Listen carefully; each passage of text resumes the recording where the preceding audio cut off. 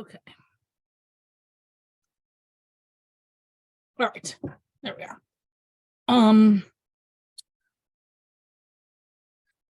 Tonight is part 6 of our series on the 8th chapter of Bava, Parakah. We're going to spend this evening, I think the entire evening, on page 85a. And we are working tonight on 2 of the payments that were in the Mishnah. Ripui, which is more or less medical expenses, although in the time of the Gemara, that is presumably paying the doctor, paying for herbs, paying for leeches. I don't know exactly what the doctor needs, but presumably the things you're actually paying for would be different than in our system. But I would imagine it would transfer. And the other payment we're working on tonight is shevet, which we aren't really going to define for another until next lesson, or maybe even the one after. I don't remember exactly how long it takes to get there. But more or less, shevet is some kind of payment for the fact that you can't go back to work while you're recovering. So it often gets translated unemployment. That's not quite right, because it's going to take into account the fact that you've already been compensated in the nezek payment for the fact that whatever injury you received is going to permanently prevent you from going back to your original profession, assuming that it is. And so your shevet payment is actually going to be your missed earnings at your new, more pathetic job. But we will get to that, as I said, next time or the time after. By the way, we are not going to meet next Monday night because I'm going to be traveling all weekend and I won't have any time to prepare. Okay, so we start with a quote from our Mishnah, which said more or less the same thing as our first Breita is going to say. So I didn't bother to copy it here. But ripui hikau chayav lirpoto, etc. Right? With ripui, if he hit him, he's obligated to heal him. And then we quote a Breita that says approximately the same thing as the Mishnah. So let's just get into it. Tana Rabbanan, alubot smachim machmat hamaka v'nistara hamaka chayav lirpoto v'chayav litain lo dmei shifto. So if smachim, which seems to mean growths, came up on the wound, and this seems to mean that the growths caused the wound to reopen, then in that case, the assailant is responsible to continue paying for the medical expenses and continue to pay for the shevet, even though there's been this new thing that happened, which theoretically he could make the argument, well, I didn't cause that, I caused this other thing. But this first position is seeing it as long as it's a continuation of the original process, still his fault. Okay, shalom machmat hamaka eino chayav lirpoto ve'eino chayav litain lo dmei shifto. But if something happened which is not at all from the original injury, and it causes some sort of complication, I don't know, some new person comes and hits him and it reopens the wound, or he gets some other illness that makes it that makes the wound not heal properly, or whatever, that's not going to be, we're not going to hold the assailant responsible for that. So if it was caused not by the original injury, he's not responsible for the healing, and he's also not responsible for the extra shevet that would get paid as a result of the guy needing more time to recover and not being able to go back to work for even longer. Deborah, Yeah. does anybody need to judge whether or not the new incident is related to the prior one? I mean, you could just imagine there would be lawsuits galore. Yeah, so I imagine that's exactly what you get, and that you're going to have the doctors testifying in court as to what they see, and the court's going to have to make some kind of executive decision. Okay. But first, what we're trying to do here is lay out a framework for the court to use, because until we have this, the court doesn't even know what it is they're like looking for as standards. Okay. Okay, Rabbi It feels Yehuda like- Omer. Oh, Yeah. sorry. It just feels like so many, from everything I know about modern medicine, like if you're hospitalized, you're much more likely to get ill with something else just from being exposed to a hospital, right? And like if you just like are sick, you're more likely to get sick with something else because you're already sick. And if you're injured, you're more right, et cetera, et cetera. So like, does that mean that, let's say like you lose an arm because of someone else's violence against you, but then you also develop another illness as kind of as a result of being essentially immunocompromised? Is that taken into consideration as well? So my feeling is that that's exactly what we're talking about. And it's going to be hard to squeeze things that we think are real into the categories of the Gemara that we're going to think are mostly fictional. But I think that you would be stuck trying to figure out what the Gemara thinks are the differences between its different cases, and then trying to, build a theoretical framework in which to answer that question. And my guess would be it would depend. The specific case that you're describing is unlike, in the sense of contagion from other injured or sick people, is unlikely to be a thing in the time of the Gemara, because places where you gather together all of the recovering people and dump them in the same location so they can all cough on each other, as far as I understand it, that's a modern idea. So probably people who are sick or injured are being sick or being injured in their own houses in the Gemara. On the other hand, just lying still for long periods of time has its own health effects and health risks, and it's not so good. It's not good for your lungs. It's not good for your back and your legs and whatever. You can get bed sores. And so all of that stuff, my guess would be that a lot of it is going to be in the caused by the original injury category, but probably not all of it. And if we can blame somebody else, like if this person hadn't coughed on you, you wouldn't have this problem. Generally speaking, if you can blame somebody else, that makes it harder to blame the original person. So I imagine you received some leg injury, and that because of that leg injury, you fall over some small hole in the ground, which ordinarily you wouldn't fall over, or much less likely you'd fall over. Where does that sit in this? I don't know.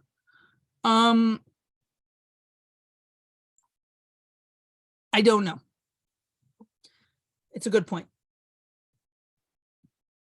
Okay, but just for the moment, let's go back to the Gemara, because it's more complicated than we've seen so far. Our Breita still has two more positions on this subject, right? The first position laid it out more or less straightforwardly. The assailant owes everything as long as what's happening is a result of his action, and he owes nothing for a time when the what's happening is not the result of his action. Rabbi Yehuda is going to complicate things. Rabbi Yehuda Omer, Av machmat hamaka chayav lirpoto ve'eno chayav litain lo dmei shifto. Rabbi Yehuda says, even if the complications are caused by the original injury, he's only responsible for the medical care. He's not responsible for the extra time out of work. And the Gemara is going to want to know why, so let's table that question for right now, and we'll get to it. V'chachamim omrim, and it is not clear whether these sages who are speaking here are the same people as the anonymous voice that we started the Mishnah, the Breita with, or whether it's somebody else entirely. But the sages say, Shivto u'refuato kol shechayav b'shevet chayav b'ripui, v'sheino chayav b'shevet eino chayav b'ripui. Right? The shevet and the ripui go together. Anytime that you're obligated in shevet, you're also chayav in ripui, and vice versa. If you're not obligated to pay shevet, you're also not going to be obligated to pay ripui. Right? So they reject the Rabbi Yehuda's entire premise, which is that these things can be separated, and you can be responsible for one and not the other. And they say, well, they're tied together, and they can't be separated. That might or might not be the same thing as the first position. Okay, but the Gemara wants reasonably to know, but Mike and Mifilge, what are they really arguing about? How do you even get to a result like Rabbi Yehuda's? And they must be arguing about something that's causing this weird result. Amar Rabba. So Rabba says, Ashkachtinu l'Rabbanan b'bei Rav. I found the rabbis in Rav's house, Diyatvi v'ka'amri, and they were sitting around and they were saying the following: Hacha b'makan nidna la'eged k'miflige. Here they are arguing about whether it's allowed to bandage injuries. Now, the bandaging that we're talking about here seems to be some kind of bandaging that it makes the afflicted person more comfortable, but also makes the wound take longer to heal. That's actually not so hard to picture. But I don't know precisely what sort of bandage we're talking about, or how tightly it's wrapped, or whether there's some sort of salve on it. I don't know exactly what it is, but the features we need to know about it is that the patient wants this thing because it makes him feel better, but it's going to make him heal more slowly. And the question is whether he's entitled to use palliative measures that are going to cost the guy paying for his expenses more money, effectively. Or whether he just has to, I guess, either bear the expense himself or suffer. Okay, Rabbanan Safri, the sages think, makanit naleget. They think it's okay to put the bandage on. People are entitled to pain relief, even if the pain relief is physically bad for them. The Rabbi Yehuda Savar, Maka lo nitna leg. And Rabbi Yehuda says, nope, sorry, you're not allowed to do things to your wounds that make them heal more slowly, even if they make you feel better in the meantime. Deborah, so is this related to what we were just doing? That this is considered a secondary almost injury? Yeah, this is going to be according to the rabbis sitting in Rav's house saying this is what they're arguing about. This is the topic that we were just talking about, right? And the rabbis who said that if it's because of the original injury, you have to pay both the shevet and the ripui, what they meant was if the damage to the wound was caused by a bandage that was made desirable, if not necessary, by the original injury, then you have to pay for whatever that caused, because people are entitled to medical care, to pain relief, and you injured him, so he's entitled to try to stop the pain. And if stopping the pain causes him further damage, you have to pay for that too. That would be the first position. And Rabbi Yehuda's position would be, no, is entitled to be cured, but he's not entitled to pain relief that costs somebody else money. Mm-hmm. So the complications that are caused by the bandage are his problem, because he's the one who chose to do that. Okay, that's how it's gonna shake out. But we're gonna play it out here. So ripui detana be. There's another factor that we didn't mention yet. Ripui detana be kra nichayev. So we need to actually see this pasuk, which we have not done recently. We are in Shemot 21, I think, verse 19. I should have put it right here on the sheet, and I didn't. It appears later somewhere. 21:19. So the case in the Torah, let's go back one verse to verse 18. It says, "V'chi rivun anashim." If men are fighting, v'hika ish et re'ehu be'even o be'egrof, and a man hits his friend with a rock or with a fist. V'lo yamut v'nafal l'mishkav, and he doesn't die, and he falls into bed. If the victim gets up and is able to walk outside, supporting himself, then then the assailant is cleansed, meaning at that point we can consider him innocent of committing murder because the guy didn't die. However, or just, he has to give the shevet and he has to heal him. Okay, so in our context here, in the pasuk, we're dealing with somebody who came very close to dying of his wounds, but thank God, big relief, it turns out he's not dead. So instead of killing the guy who hit him, we are instead just going to charge him money for the shevet and the medical expenses. Now, the Gemara is very interested in the fact that for the payment for the shevet, it says shivto yitain. He will give his shevet. He will give his having to sit idle.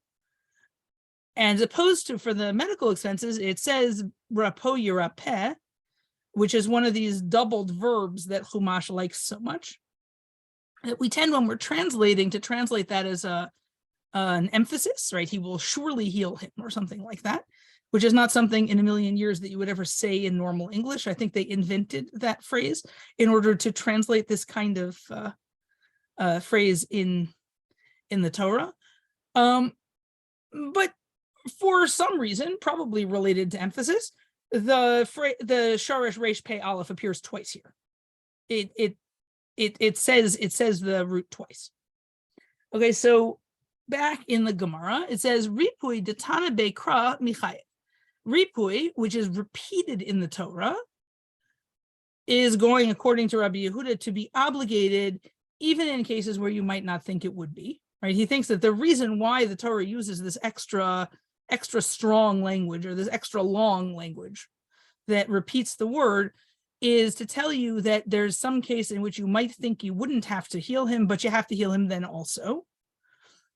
And shevet delo tana bechkra, but the shevet which isn't repeated in the pasuk, lo michayev. That in that case you're not obligated in the case when you would expect not to be obligated. So that's how Rabbi Yehuda got to his position, is he thinks it's not legitimate to use this bandage which damages the wound but makes you feel better. And then he thinks, but the Torah made this special language that tells me I need to heal the guy even if it doesn't make any sense. So I'm still going to have to pay the medical expenses, but I don't have to pay anything else at that point. Okay. That, and presumably on the other side, the rabbis, although we don't play out their position because it's relatively straightforward, the rabbis would say, no, the bandage was a legitimate, normal part of his medical care.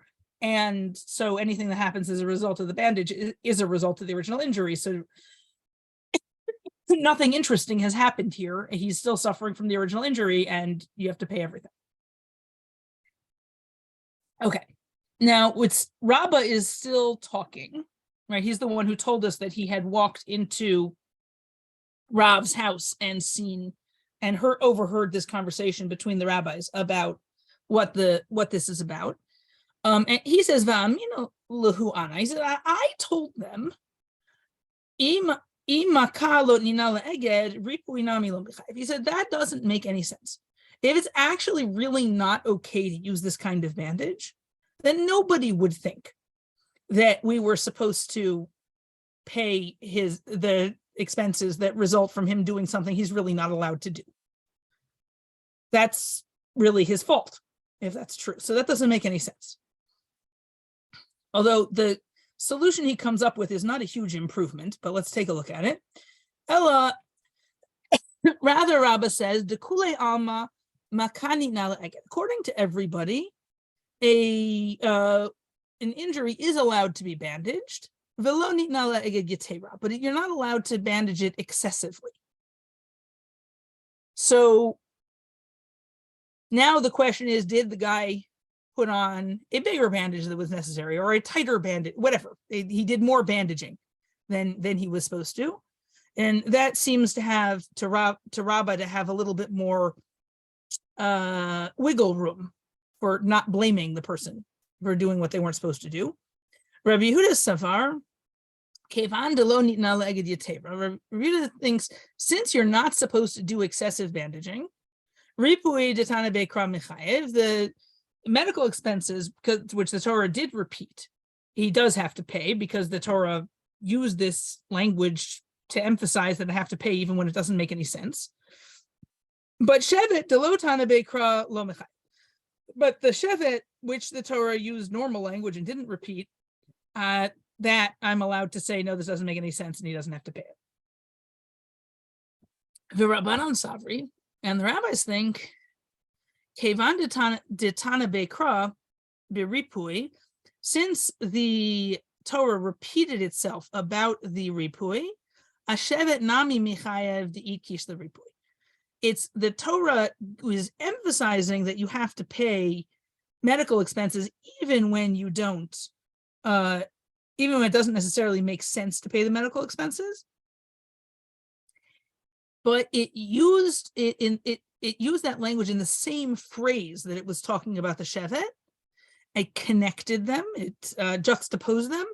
And so the rabbis say, since it used this extra language about ripui, it was also meant to be read as being extra about shevet. So in fact, now everybody agrees that this guy should not have done whatever it is that he did with his bandage, and that his complications are his own darn fault. But everybody also agrees that this extra language of v'rapo yirapeh is supposed to tell me that sometimes you have to pay, even though it seems like it's not really your fault. And the only question is, how many of the words in the pasuk is that umbrella of extra words supposed to extend over? And Rabbi Yehuda says just the words that are themselves, and the rabbis say, nah, the whole phrase is meant to be emphasized there. Okay. The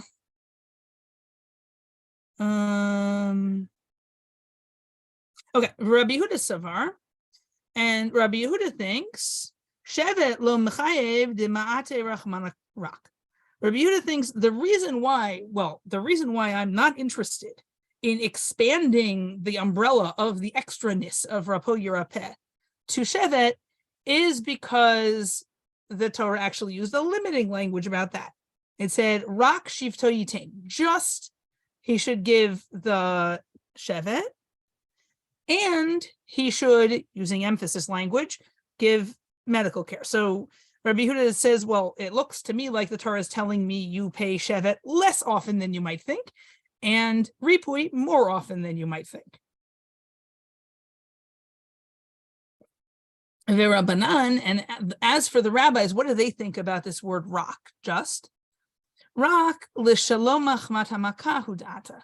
The rabbis say, well, okay, yeah, you're right that the word rak is coming to tell us that there is a case in which you don't have to pay, but that's the case in which the complications are not caused by the original injury. And presumably they're going to extend the umbrella of the limiting across the whole thing, so that for the case where you don't pay shevet because it's not from the original injury, you're also not going to pay ripui. And we have a limiting language, we have an expanding language. The rabbis are reading them both to be about the whole pasuk, but about different cases. And Rabbi Yehuda is reading the limiting language to only be about shevet, and the expanding language to only be about ripui, but in the same case. Okay, but remember, we had a third group of rabbis in the Breita who said, no, you got it wrong. The case is always going to be the same for both shevet and ripui. So now we need to come back to them. Rabbanan batrai d'amri kol shechayav b'shevet chayav b'ripui v'chol she'eino chayav b'shevet eino chayav b'ripui. So the latter rabbis, the rabbis at the end of the Breita, who said that anytime you have an obligation for shevet, you also have an obligation for ripui, and vice versa. So they don't really need any of the stuff that we've just said, because they come in assuming that Ripui and Shevet are kind of all one thing. And so any words that we used either to prove that we should separate them or prove we shouldn't separate them, those words are still extra from the perspective of that last set of rabbis, because they never had any question about that to begin with. So Ripui Detana Beikra Lamali. So according to those people, why does the Torah need to repeat the word rapo yirapeh? Why does it need to say heal him in such strong language? This is necessary for the teaching of the Tana of that school of Rabbi Yishmael. Ditanya, Debe Rabbi Yishmael Omer, rapo yirapeh, mikan shenitan reshut larofeh l'rapot. Because the Braita says that the school of Rabbi Yishmael said that these words, and he will surely heal him, that is where we get the permission for doctors to heal. And this presumably is responding to a theological argument in which you might say, well, that guy is sick. It looks like God wants him to suffer. Why should I interfere with God's plan? That doesn't seem like a good idea. Maybe God wants him to be sick, and it's wrong for me to try to make him not sick. And so this would be responding to that. No, you have an imperative to try to make people feel better if they feel ill or injured. But without that, you might not have known whether you were supposed to or not. And then the truth is, this is a very reasonable argument. There have, in fact, been sectarian groups throughout history who have made more or less that argument. So I know the theological argument is appealing. So it's not unreasonable that the school of Rabbi Yishmael would have a counterproof. Okay, Tana Rabbanan. So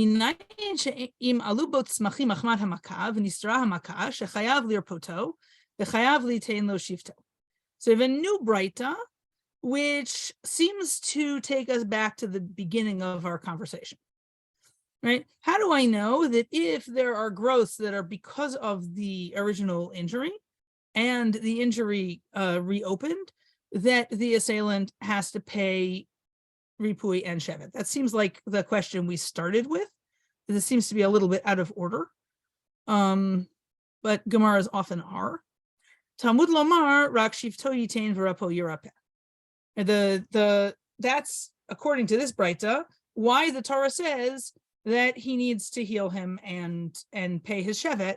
That's the case, in fact, that the Torah is talking about, which is not so unreasonable, because keep in mind, in the pasuk that we saw in the Torah, these words instructing the assailant to pay Shevet and Ripui occur after the guy has already gotten better and gone outside and gone back to his regular everyday activities under his own power.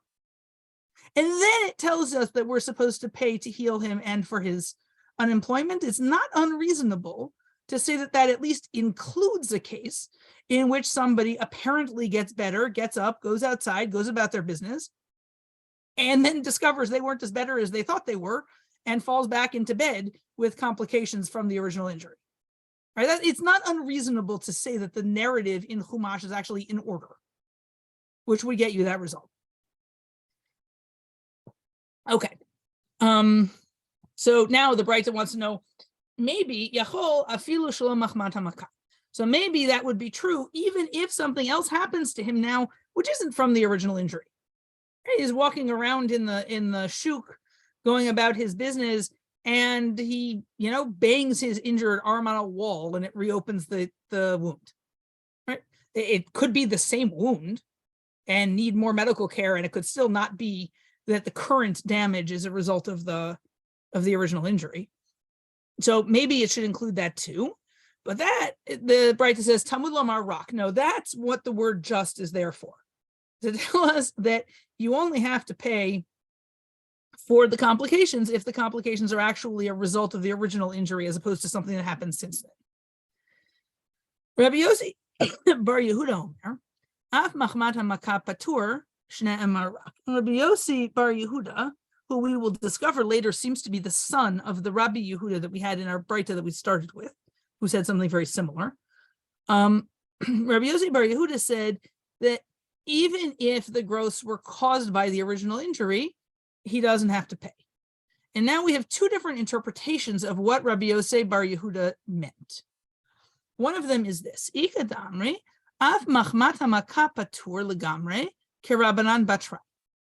One version of this is that Rabbi Yossi Bar Yehuda says that even if the complications are caused by the original injury, the assailant doesn't have to pay anything for them, not medical expenses and also not unemployment, because Rabbi Yossi Bar Yehuda is apparently convinced by his father that there should be a limitation on complications that were caused by the original injury, and also convinced by the rabbis at the end of the Breita that Shevet and Ripui can't be separated. So he just believes that there's nothing in a case of complications. Not your problem. You only have to pay for the original injury itself. V'ika da'amri, and the other version is af machmat hamaka patur mishevet b'chayav ripui. That even if it's caused by the original injury, he is exempt from paying for the shevet, but he does have to pay for ripui. And that, the Gemara says, come on, who would that be like? Ke'avuha. That would be the same position as his father, Rabbi Yehuda, who we heard saying the same thing at the beginning of the evening. That the if you have complications that are caused by the original injury, the obligation is to pay for the medical care, but not for the shevet. Okay. Now we need to revisit something we just said. Amar Mar.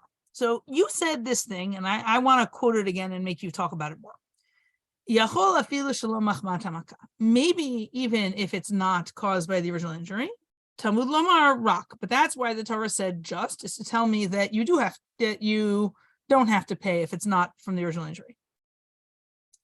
So the Gemara says, okay, you quoted that, but I have a question for you. Shalom machmat hamaka ba'ikra. Do you really need a textual proof to tell me that you can't make this guy pay for medical expenses that have nothing to do with his attack? Like, that's obvious. Just because he happens to have attacked him doesn't mean that he owes him every expense the guy might ever have for the rest of his life. So why do you even need a pasuk for this? So the response to that is, Amri mai shalom machmat hamaka. They said, well, we need to define what it means to be not caused by the injury. And so let's try. Kidatanya, as the Breita teaches, Haresha avar al divrei rofeh v'achal tvash o kol minei mitika. So this is a case in which the patient, who was formerly the victim, didn't follow his doctor's orders. His doctor had told him not to eat sweet things, and he eats honey and other sweet things, which the Gemara says, as we know, because honey and eating sweets is bad for wound healing. The doctor I checked in with about this said, unless they're noticing that people who happen also to be diabetic don't heal very well if you make them sicker, probably not based on anything real. But so, next time you have a wound that's healing and you'd like some honey in your tea, don't worry about it. But the Gemara seems to assume that this is real, that it interferes with wound healing if you eat sweet things. In any case, so this guy did eat. He ate his honey. The ha'ala makato gargutni, and gargutni grew on his injury. So now, first we're going to ask what the law is about him. Then we're going to ask what gargutni is. We'll come back to that in a minute. So maybe he should have to pay for the healing of this gargutni. Talmud lomar rak. That's why it says rak. Is that to tell you that so now we're not talking about not following doctor's orders in a way that is using pain relief in a way that's bad for the wound, which is what we started with. where the pain is caused by the wound. So that's still connected to the wound. It's all about the wound. It's just about how to balance the speed of healing against the discomfort. Now we're talking about you doing something which you probably enjoy doing, but which makes you heal more slowly or not at all. And so the result of your eating the food that's bad for the wound is that now you have extra medical expenses associated with this injury that are not caused by the injury, they're caused by your eating candy. So maybe he should have to heal him. Talmud Lomar Rak, that's what the Torah is excluding when it says just. Okay, so that not caused by the injury is not as far removed as we might have thought. It means not caused by the injury, but caused by not following the doctor's instructions about how to care for the injury. Presumably that would also be true of things like, I don't know, getting your bandage wet when you're not supposed to, or, scratching inside your cast, or, doing all of the other things that people do that doctors tell them not to do. But something specific to the injury, not like some other random thing that your body did that has nothing to do with it. Okay, my gargutni. So what is this thing that happened to your wound? Amar Abaye nata krichta. So this, I'm following Jastrow here, and Jastrow thinks this is a scabby seam on the wound. What exactly that means, I'm not sure. It's some kind of scab that's growing on the wound that does not indicate that the wound is healing. Beyond that, I'm not entirely sure. Steinsaltz thinks it's necrosis. So that would be not even a scab. That would just be the flesh on the wound is dying. Maybe, since I don't know what the words mean, and it seems no one else does either. I don't know. It's whatever it is that they thought was caused by eating honey while you were healing from a wound. But the Gemara, as it likes to do when it talks about damage to people's bodies, says Maya sute, what's the cure? And it says Ahala Vikira Vikalba. Ahala, no one seems to know what that is. Some sort of chemical, I guess, it seems, but I don't know which one. And Kira seems to be wax. And Kalba, Rashi says that it's something that's at the bottom of a wine barrel, and Steinsaltz goes with wine dregs. Could be. There are other things in the bottom of wine barrels besides wine dregs. So, I wondered if it might be cream of tartar or something of that sort, but I don't know. Whatever it is, we have some sort of problem with this injury, and we have some sort of unlikely to help prescription for how to cure it. And beyond that, I am not entirely sure of what is going on here. Jerry points out that gangrene and gargutni seem to have a lot of sounds in common. It's true. It is absolutely true. That may be what Steinsaltz is basing himself on when he says necrosis. I honestly don't know. Yes, so it may be, Jerry, that you're right, that everything involved here is about a diabetic.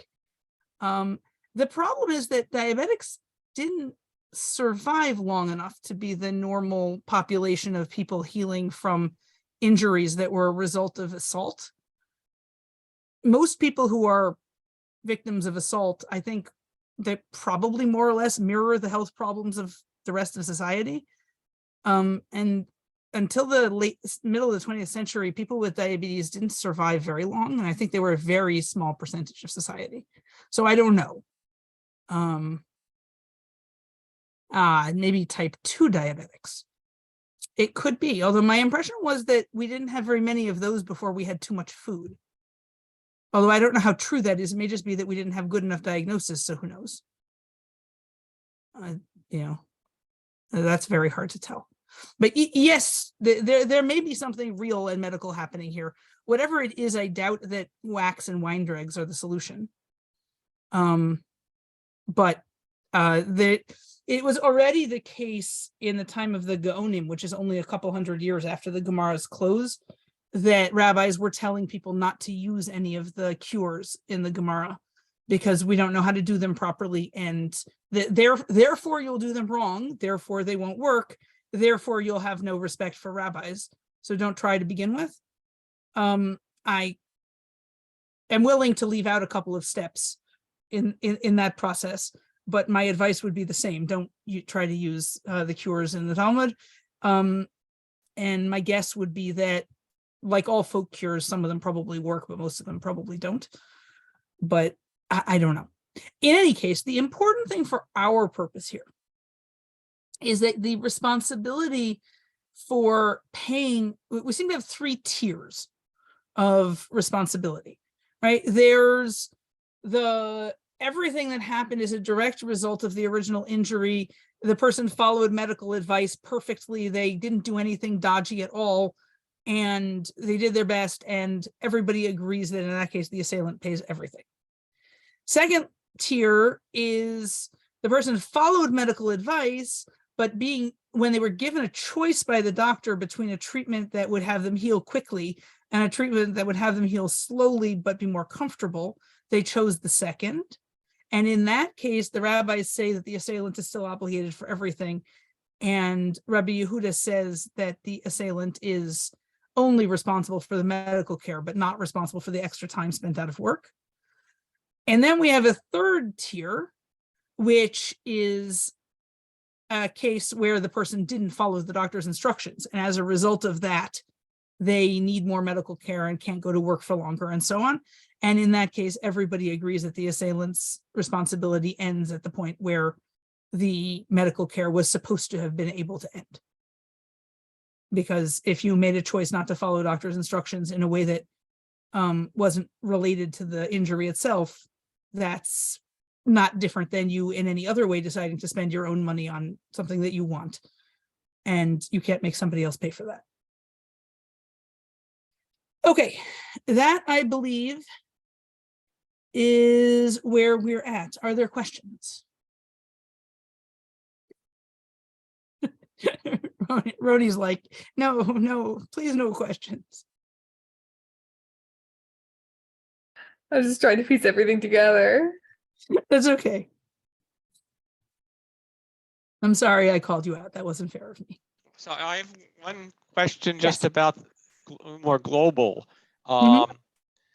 So, in what period did people actually go to a Beit Din to get these sorts of things decided? So, as we saw a couple weeks ago, the Batei Din, by the time the Babylonian Talmud is being composed, right? So that's already, what is that, 1700 years ago, 1600 years ago? The Batei Din were already not adjudicating any case that wasn't in the narrow category of things that they thought they'd been given authority to do by the Israeli rabbinate before it died. I think that reimbursement for medical expenses probably is still in the category of things that they're willing to adjudicate. But most of the other payments for damages are not. But my guess would be that in any place where they were the government in charge, they had to do something. Whether they did it exactly according to the instructions of the Gemara, or they did it extra legally because they didn't think they were supposed to be doing it at all, I don't know. But the different amounts of authority were given to the Jewish community to govern itself in different places and different times. But there were lots of times and places in the last 1600 years where the Jewish community had in some way the right to create its own courts and or no access to other courts. And so they had to do something when people had a fight. But in Israel today, if there's a fight causing injury in the Haredi community, do they go to a Beit Din rather than the courts? In theory, they believe that they're supposed to. In practice, my guess would be that everybody goes to wherever they think they're going to win. And then they have a sort of a meta fight about who's the bad guy for going to the wrong court. But I don't know what the percentages are of people who actually go to the one or the other. Because in principle, if you have a case that the other person involved is Jewish, it is supposed to go to a Beit Din. In practice, though, there's no point in going to a Beit Din that doesn't have the power of enforcement. And that's been recognized for a long time. And also, as I said, in practice, everybody wants to go to whatever venue they think is going to get them the best result. So if you're going to lose in Beit Din, it's probably not that hard to get a rabbi somewhere to write you a letter giving you permission to sue in court instead. And there are so many rabbis, you can get letters to do lots of different things and then have a fight about whose rabbi is better. Have I mentioned that our current Beit Din system is completely dysfunctional? The actual Israeli court system, the laws tend to be based on a weird amalgam of Turkish law and British law and things that have been passed since then, and the occasional Jewish thing thrown in for a good measure. So I wouldn't even try to predict what their assault laws look like. I have no idea.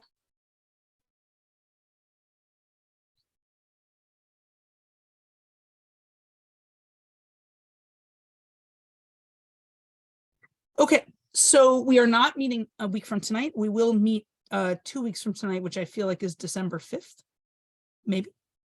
And I will see you all then. Thank you. Thank you. Thank you, Deborah. Thank you. Thanks. Good night. Thanks. Good night.